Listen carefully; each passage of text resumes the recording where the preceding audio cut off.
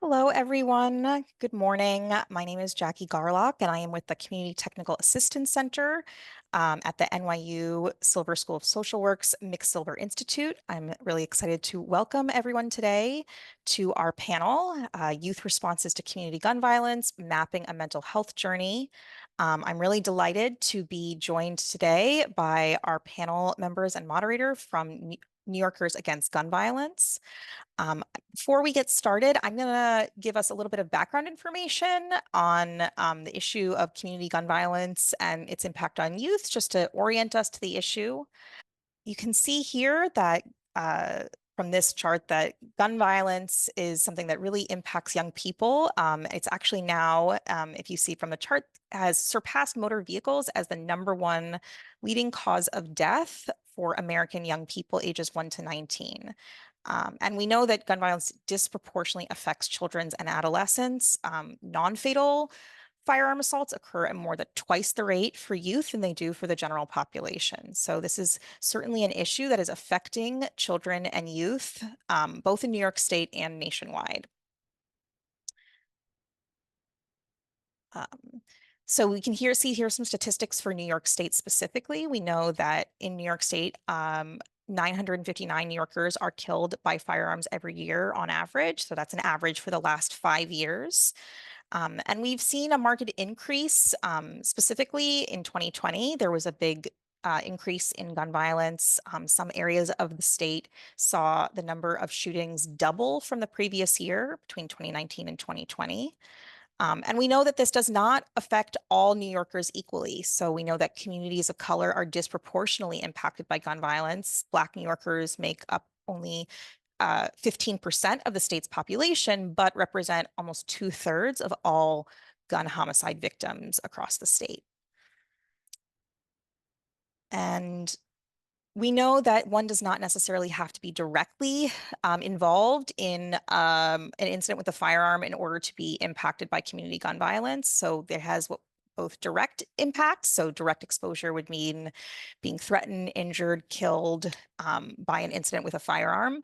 But we also know that there's a lot of impacts that result from indirect exposure. So this could be hearing incidents, witnessing incidents, but even also just living in neighborhoods where gun violence is prevalent can have an impact on young people and their families. And that's sort of what you can see by this chart is sort of that all of the different levels, the direct victims, but also folks who witness it, and then people within those social and community networks, and then also just being aware that this is happening around you. And we know that this has a significant impact on youth mental health. So there's been many studies that have demonstrated that being exposed to gun violence as a young person really raises the risk of experiencing mental health issues, as well as having substance use concerns. So there's been all sorts of studies showing that rates of PTSD, anxiety, and depression are higher in for young people living in communities where gun violence is present. We also know that it can cause academic challenges. So because of the impact of trauma can make things like concentrating or using those sort of higher cognitive functioning can be much more difficult. And also can lead to increased absenteeism due to fear because of living in a neighborhood where gun violence is rampant. We know that gun violence has a cycle to it. So exposure to gun violence actually also raises some behavioral risks, so including risk for aggressive behavior and increased risk of violence perpetration on the part of people who are exposed to gun violence. And as we said on the previous slide, it is not just for folks who are directly impacted or even directly witnessing gun violence, but just living in a community where it is present has an impact on the cognitive and emotional development of young people in that community.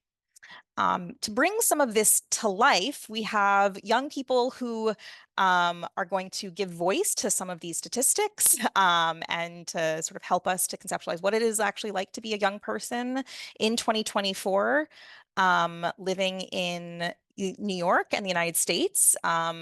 where gun violence is rampant. And so I'm really excited today to be joined by our panel here from New Yorkers Against Gun Violence, which is a nonprofit organization located in New York City.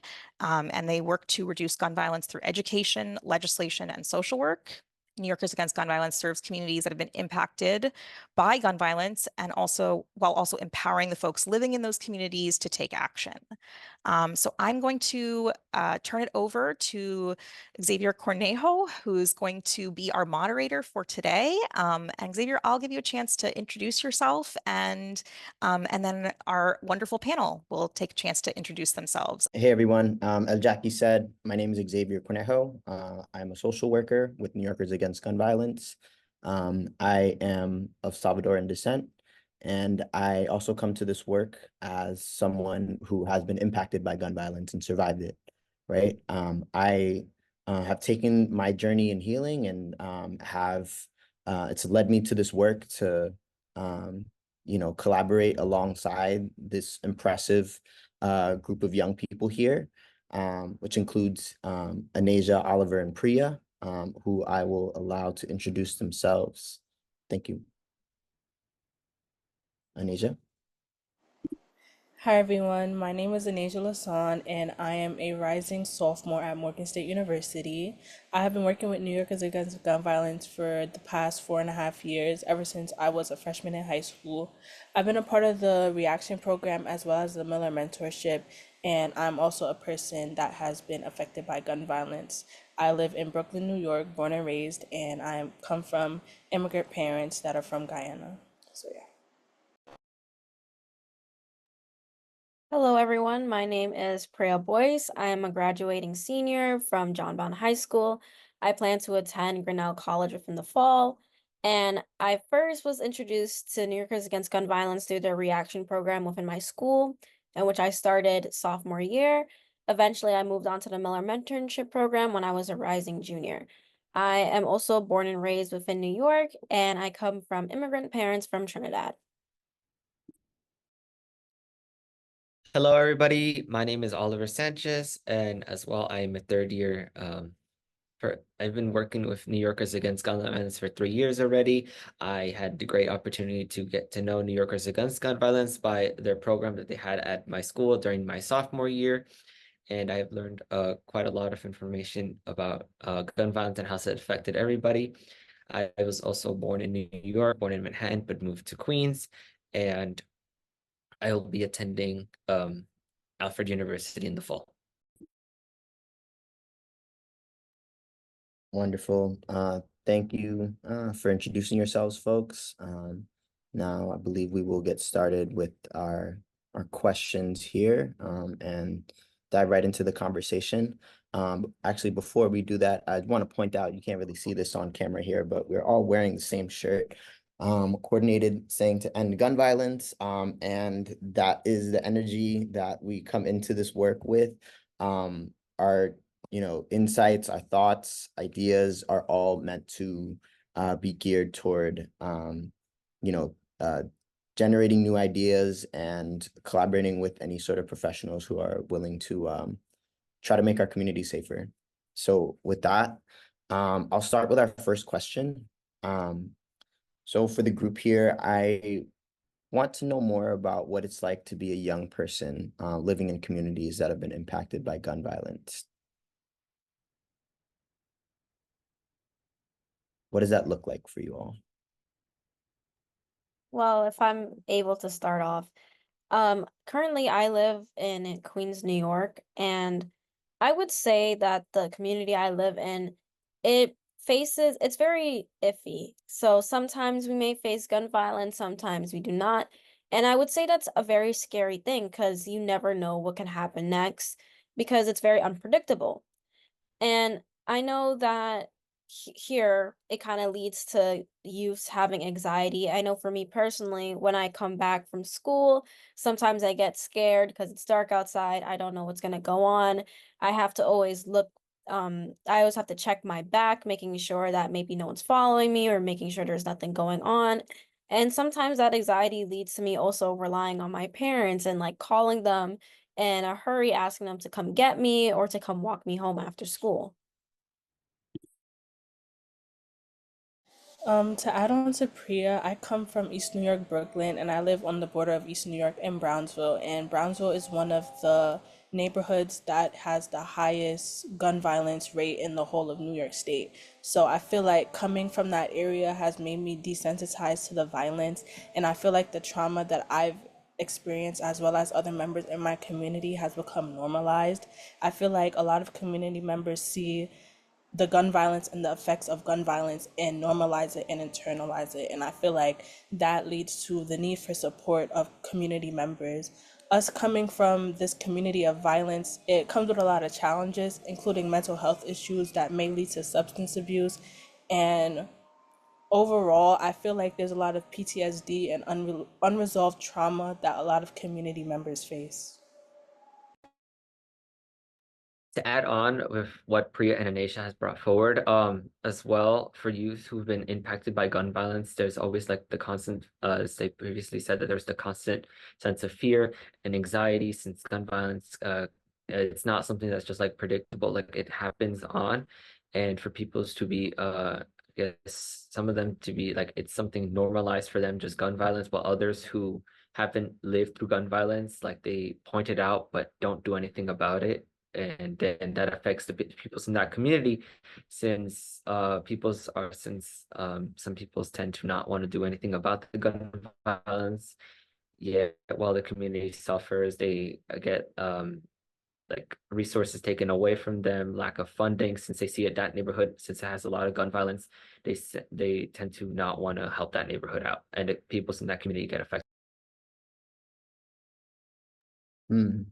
Really thoughtful responses here. I just want to like point out, the normalizing aspect that you're saying is, between Anasia and Priya especially, is really relevant here because oftentimes there can be like bad representations that we see or harmful ones that we see about Black communities and communities of color, where we expect that to be the norm. And, as Oliver is saying, there's a stigma that comes with that, right? There's stigma where certain communities or community-based organizations may not even want to set up shop there because they feel that it's too dangerous, right? And also wanted to touch on what Anasia was saying around like the trauma that lingers there, right? And how it can, also become other sort of mental health challenges, right? Kind of how Priya was saying that you're uncertain about that, like about where your safety is going to, be constant, right? Where you're going to have constant safety, or whether you have to call somebody to help you walk home. Talking about substance use issues, all of those things come up, and they are things that grow out of trauma, right? So, you know, going ahead now and thinking about what it takes to heal from that kind of trauma, what it takes for young people to heal in general, whether it's something they've experienced directly or through like indirectly through their community. What does it take? What does it take for young people to heal from gun violence? What kind of supports do you need to heal?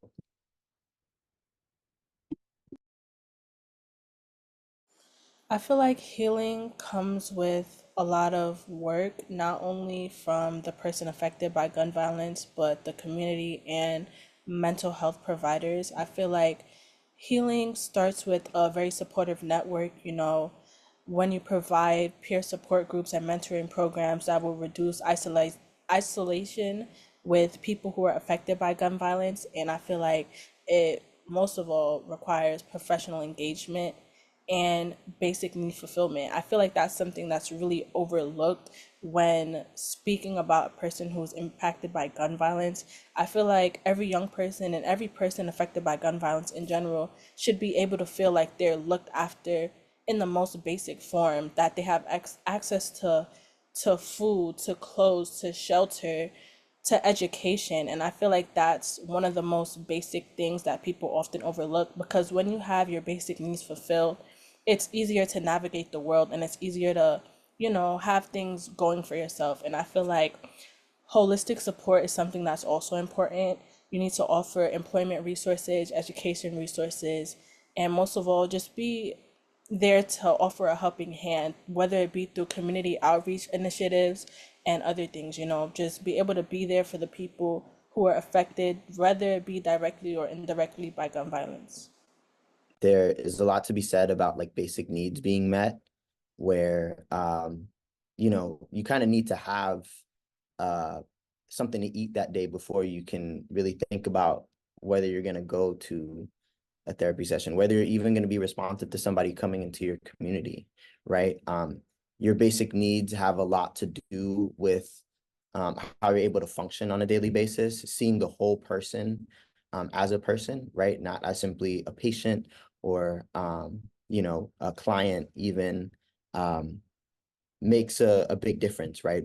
How you show up and view people uh and how you see like where their basic needs are part of the whole person, right? So continuing on, um Oliver, did you want to add something or no? Okay. Continuing on, thinking about what those resources might look like in a community. Um, what role do those community resources have on challenging gun violence? If I may, I would say that communities' resources, they play a huge role in how much gun violence occurs in that community, as well as how gun violence impacts that community. So, for example, communities that have more after-school programs or funding are able to keep youths more engaged, and that mainly prevents them from entering a life of crime or getting in with the wrong crowd. I would say another example would be communities that have a higher quality grocery stores. They're better able to address the needs of that community members.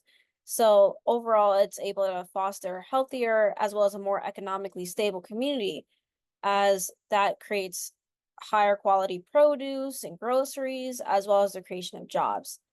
I would say that communities who do not have the same or not so high quality resources often lead to people entering a cycle of crime. That way they can just simply have their fundamental needs met. So for example, many times we would hear on the news how some parents they would steal some formula for babies due to the fact that formulas cost a lot. It's very expensive. And often when these parents do get caught, they're often locked into a cycle of crime, which means that which includes gun violence as well, due to the fact that after they get out of jail or after they are dealt well not dealt with, but after these consequences happen to them, they don't get the support that they need to get back on track, which means that it leads them to doing the same thing that got them locked up in the first place. So community resources, I would say, has a huge role in gun violence as well as how people are introduced into a cycle of crime. I will also like to add on to what Priya also brought forward. As well, the role that community resources have and for the people who live in that community can very drastically affect how a young person can get the help that they need. When funding is cut or not enough funding is given to communities, that can affect the people who live there and their ways of life. When education has less funding, the quality of education goes down, and so to the students, since they see that the school doesn't have the funding that it needs to teach them. So why continue with a system of education, since it seems like a waste, since there's not enough funding for education within that neighborhood?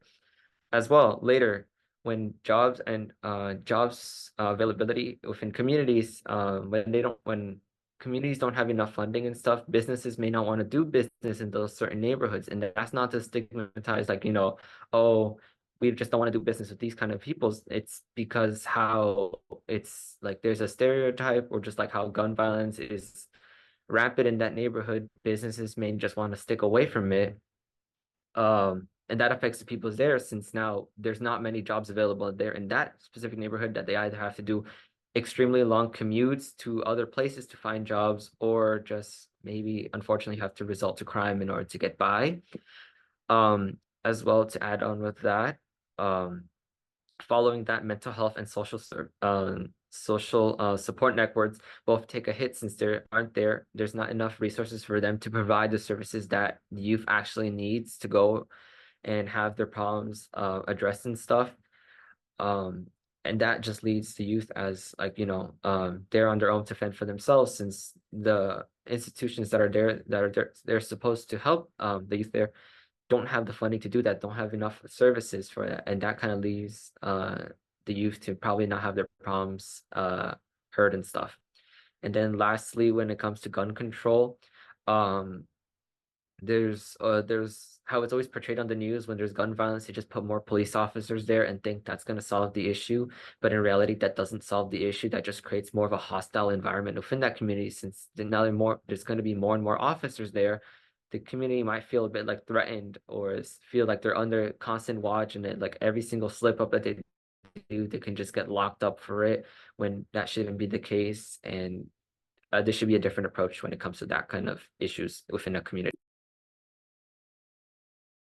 Mm, a lot was like contributed to this conversation here. I'm hearing everything, going back to like what we said just a moment ago about seeing a whole person, right, down to seeing a level of like nutritious food, supermarkets, being a community resource that people often overlook when we think about what we put in our bodies, right? What kind of food that we're able to eat, what we have access to, what's affordable enough for us to bring home. It makes a difference in just like our nutrition and how we feel about ourselves. I'm also hearing that there is there are huge issues that come up when people don't have access to what they need, right? And people needing to resort to doing things that are illegal to survive, right? When people, um, you know, become involved with the criminal legal system, they have a criminal record. We know how it affects folks at so many levels of employment, of accessing even uh, government entitlements, and many other things. And unfortunately, how many instances we see that uh, police and law enforcement escalation in certain communities that have been impacted by gun violence is not seemingly the answer here, right? Going back to what Anasia said earlier about mistrust in communities, we know that unfortunately, when there's a presence like that is very much in reaction to what's happening, it doesn't get at the root, which is that communities need real resources, real opportunities, and ways of supporting themselves and their families that are within reach, right? That are accessible, that are convenient, and that makes all the difference in whether a community can be seen as safe, right, or can feel safe. When people have what they need, they are less likely to do risky things to get what they need, right? Okay, so moving along to think about what a safe community can look like, and really thinking about what a mental health provider's role is here. Those are two questions. What does a safe community look like? And what is a mental health provider's role in helping create a safe community or safer? If it's okay if I start off again. I would say to me, a safer community or a safe community is a community where you can essentially be yourself, where you know you can rely on the people around you. So you can trust your neighbors to maybe babysit the kids for a while. Like, you know, your kids will be safe of your neighbors, where you can just walk down the street, go buy some food without anything happening. That would be a safe community to me. Many times, people might think that a safer community is a community that's filled with many cops or maybe a lot of security. But most of the time, when a person is talking about a safe community, they're speaking of a community that has good fellowship and companionship, where you can rely on people and they can rely on you. I would say also, like in my own personal experience, a community is where you can heal, where you don't have to have so much anxiety or so much weight on your shoulders, where the people around you can help you really sort that out. And I think that's essentially where mental health providers come in. So in many ways, um, mental health providers can help create a safer community. And one way would simply be mental health providers offering counseling services and support. A lot of people think that counseling does not go a long way. However, it does, especially if you're exposed to traumatizing things on a daily basis. I would say another way for mental health providers to create or help foster a safer community would be to just gain the trust of the people they work with. Oftentimes, and this is from my personal experience, mental health providers fail in gaining trust as the first step to having people open up to them.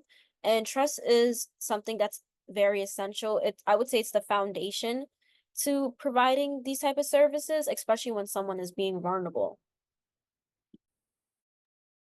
I will also like to add on the topic that we're right now speaking of what a safe community looks like. I would say that the first thing that a good safe community would be is probably economic stability.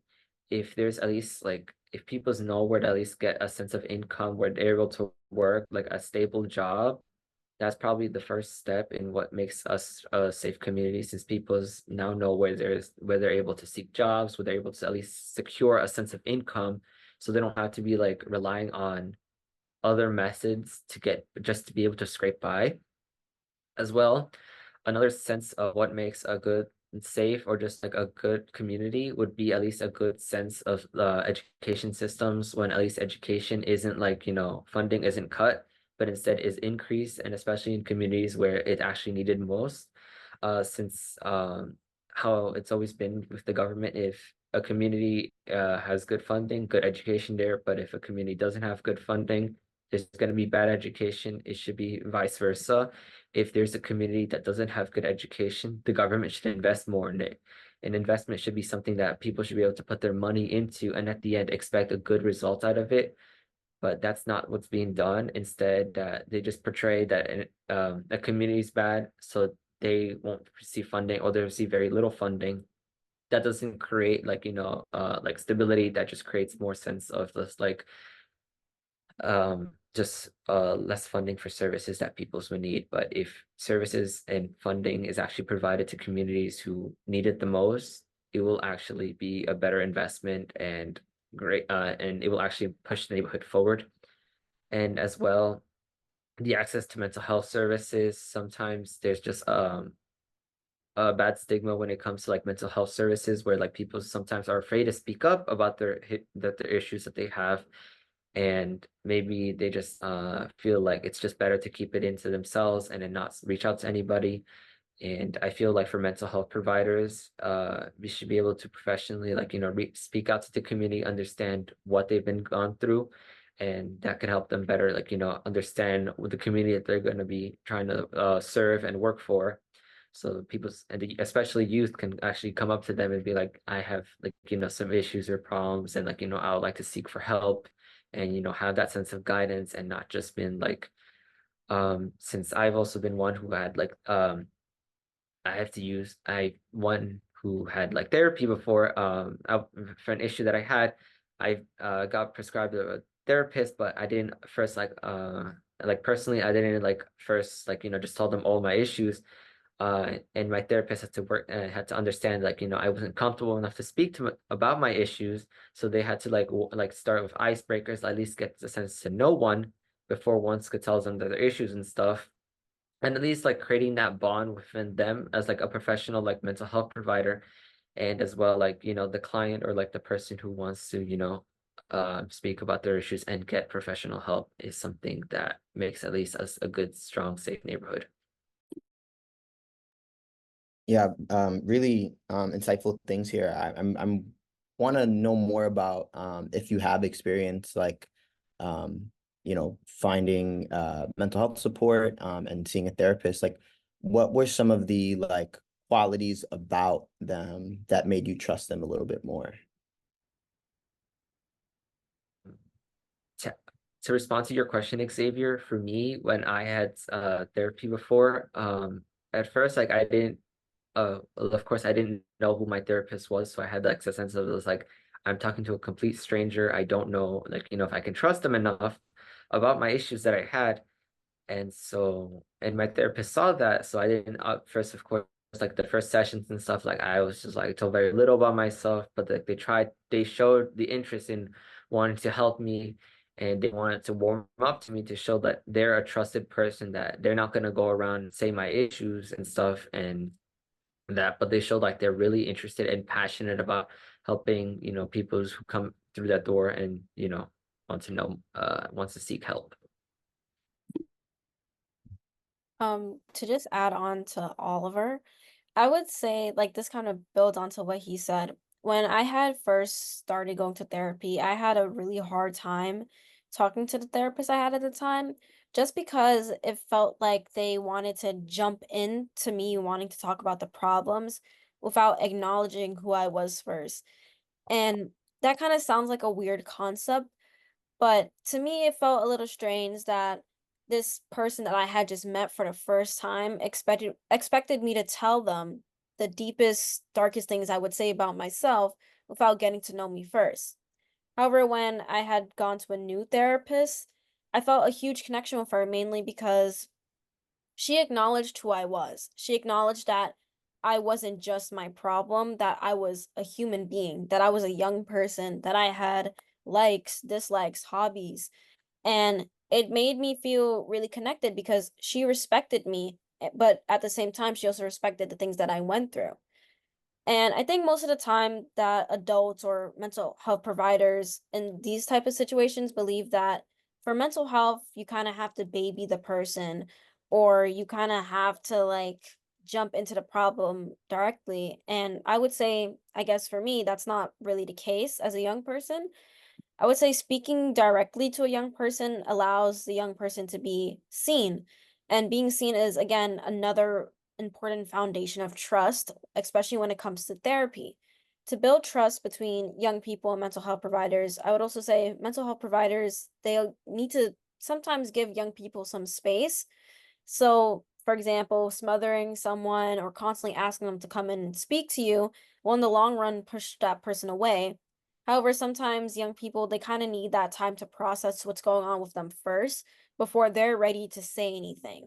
And I think that's also an important thing to building trust between mental health support as well as young people. So what I'm hearing here is like there has to be some level of respect for you as a person before your diagnosis or whatever reason you're coming in to like visit someone. You are a person, again, like you said, Priya, with dislikes, interests, hobbies, all sorts of different qualities that make you dynamic and human, and are beyond something that is seen on paper, beyond what bigger quality it is that you're, or bigger issue it is that you're coming in to speak to them. But still there has to be some acknowledgement that it's there, right? What you've been through is there, like we've been saying, right? Like growing up in communities like ours that have been impacted by gun violence also mean that it's lingering in the background, but it isn't necessarily what you think about like every single day. It can be if you're really going through it, and like we honor that. And also it doesn't have to be that. We're all different people with all sorts of different responsibilities and friendships, and all these people who make us who we are as well. And maybe a therapist getting to know you and your support system might be just as important as all of the things that you've been going through. Cool. I Um, agree, and sorry if I could add Go on ahead. real quick. I feel like to add to what we've been speaking about, I feel like a mental health provider or a therapist, for example, should come as a person rather than a title. Because for speaking from personal experience, when I was in therapy, my therapist kind of came to me. We spoke to each other on a first name basis, and that gave me a level of support that I feel like made me more vulnerable and made it easier for me to trust her.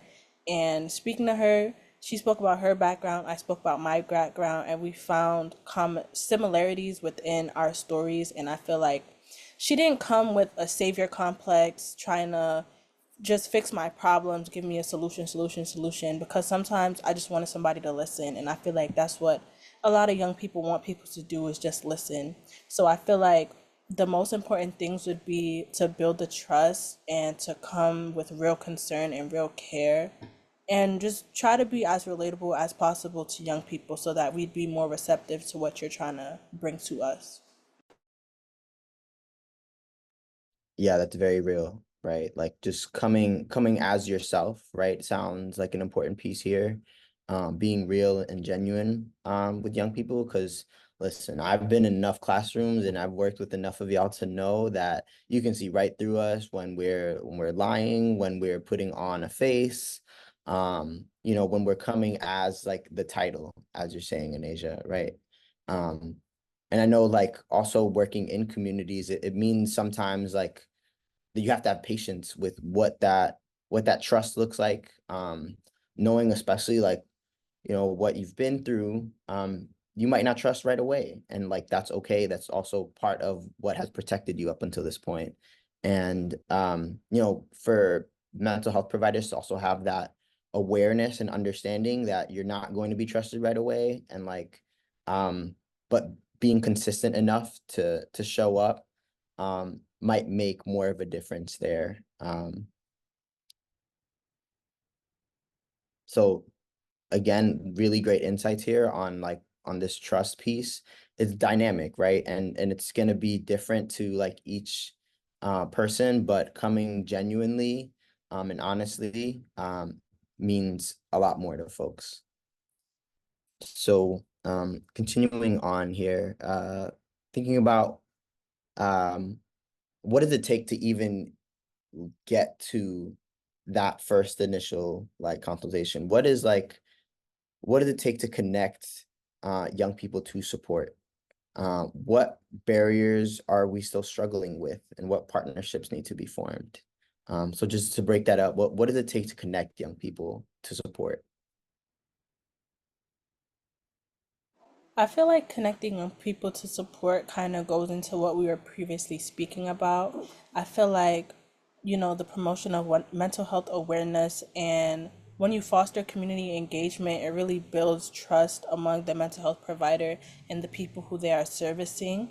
And something else that's important is collaboration among the local community organizations, and that would lead into what partnerships need to be formed in order to connect young people to support.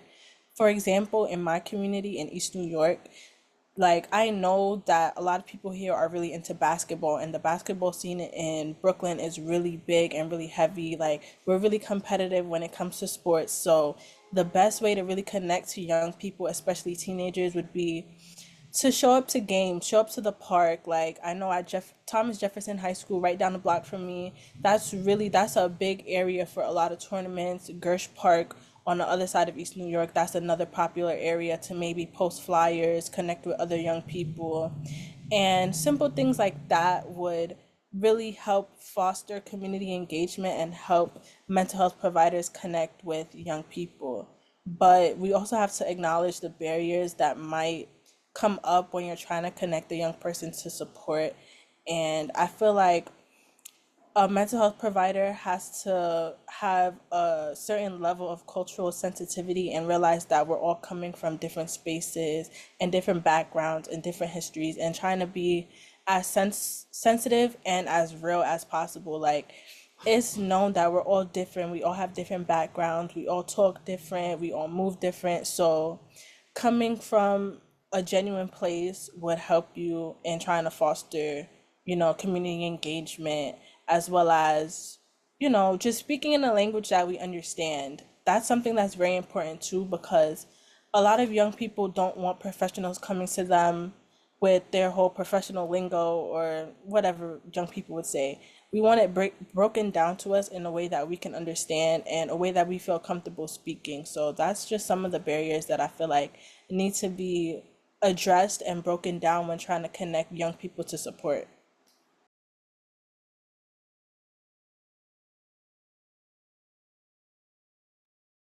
Yeah, absolutely. I think like, the piece on what you're saying about like just showing up where young people are, like being part of their community and maybe even like being a bit of a bystander to the community for a second means like a provider's coming in like with some humility, right? That you know that this is not your community and you are looking to be a part of it. You are looking to support people. So kind of got to sit back and observe sometimes, and not just assume that you have the answers, not just insert different kinds of language that folks are not used to. Again, when we're talking about mental health, we're talking about people, how they feel about themselves, how they feel about others. And this is part of like, people's internal world, right? So to come and use certain language that names that world differently for them can be a really big like affront, right? It can really like um, you know, put people on edge. So it's important to, be dynamic and listen, right? Because sometimes I think adults, especially, even if they come from communities that have also been impacted, even if they, are like Black and of color, and relationships and backgrounds that people in the community are from, they think that, uh the community is going to look the same right now as it did 10 years ago, or even 5 years ago. And honestly, it doesn't, right? The fact of the matter is, um, all of y'all as young people have, lived through quarantine and are still living through COVID and all sorts of life-changing things that have been happening in the past 5 and 10 years. Your context is totally different from mine. And sometimes like adults can take real cues to remember that your life is changing, the world is changing, and we have to like listen to what young people are going through, and observe. How do you think your families, um, uh, you know, look after your safety or think about you, even getting support? May I start off first with this one? Mhm. Um, how I would say how my family responds to issues like this. Um, they of course grew up in a different they didn't grow up the same way that I'm currently growing up with. So this is all sometimes like a new experience for them. They always look out for like, what's best for you. Well, in quotation marks, what's best for you, although you may think of something differently from them. And just the way that they also see like mental health services, they probably perceive like mental health services as like, oh, you're just weak or just like you can't like, you can't take that anymore or just like you're just getting too soft. And like I've heard that a lot. Unfortunately, I've heard that from my parents, but I've also heard that from like other adults around me. They just think because they had stuff differently from us, they expect us to do the exact same thing as them and just probably just not even speak up about our issues. And sometimes when you need your parents the most, sometimes they just might even be giving you the cold shoulder and say like, well, you just that's how life is and you just got to deal with it. When in reality, sometimes all you just want to hear from your parents is like, it's gonna be fine, or it's like, I'm here for you.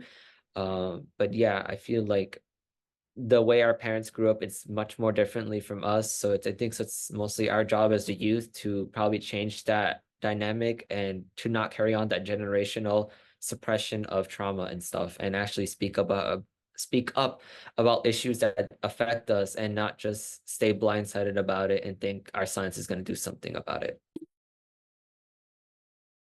Yeah, I really feel what Oliver said, and especially coming from an immigrant household, I feel like a lot of West Indian, Caribbean, Hispanic, and the list goes on. I feel like a lot of our parents come from a culture that really suppresses mental health issues and think that they shouldn't be looked after or think that it's shameful or they have too much pride to speak up about it. And I feel like Oliver really hit the nail on the head with what he was saying, so I don't have much to add, but I feel like it really is up to us as the newer generation to really embrace the fact that we're not perfect and we are human at the end of the day and we all need help and we all need support. And it's also our job as a younger generation to try to engage our parents with what we're doing too, to try to, bring them into the new wave of getting help for your mental health issues or simply just asking for help when you need it. So, yeah. Yeah, I really identify with all of what you're saying. I got to be honest, a lot of the stuff even seems relevant to me now, at 28. There is unfortunately a real stigma around mental health challenges, at least like growing up. Um, I knew that oftentimes people's answer for mental health challenges was just go to church, just give it to God.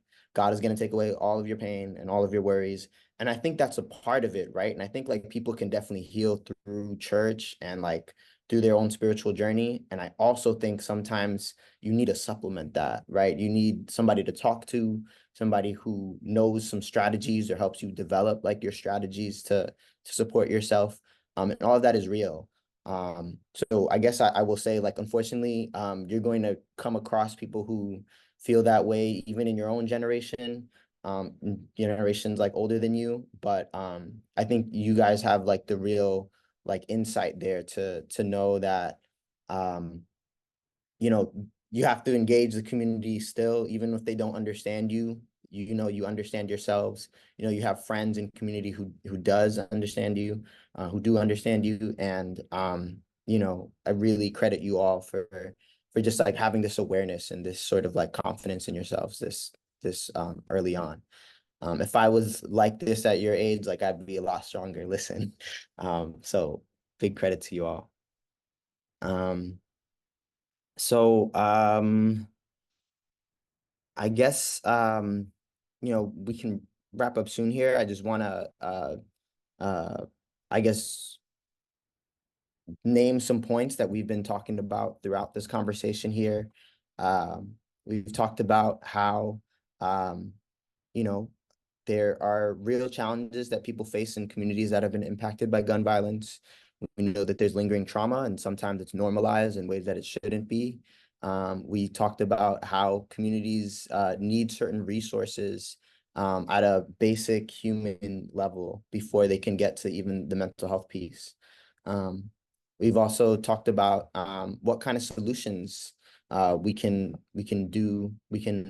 make at different levels. Again, we talked about human needs, but we also talked about mental health and what it looks like for a provider to be humble, observant, and aware of communities' culture, and ways to really engage folks in a direct way, in a genuine and honest way.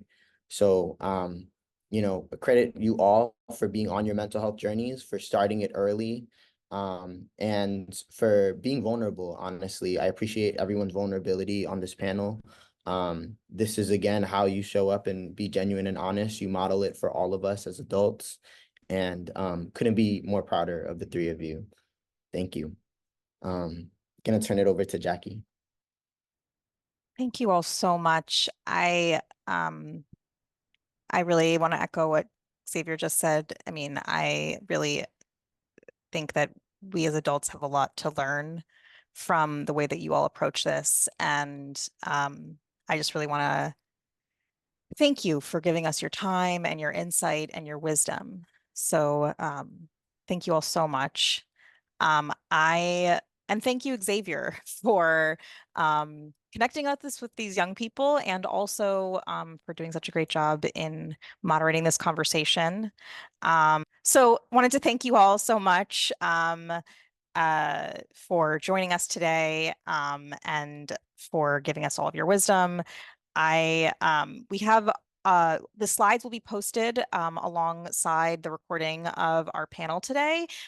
We have some references here, and then we also have some resources for providers for tips on how to work with folks who have been and communities that have experienced gun violence. I think that you'll see that a lot of the tips that are in there are sort of well in line with what our young people have shown us here today.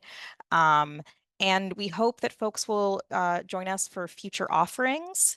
And thank you all so much for joining us. You can always see our offerings at our website, ctechny.org, and then also feel free to reach out to us with any feedback or questions.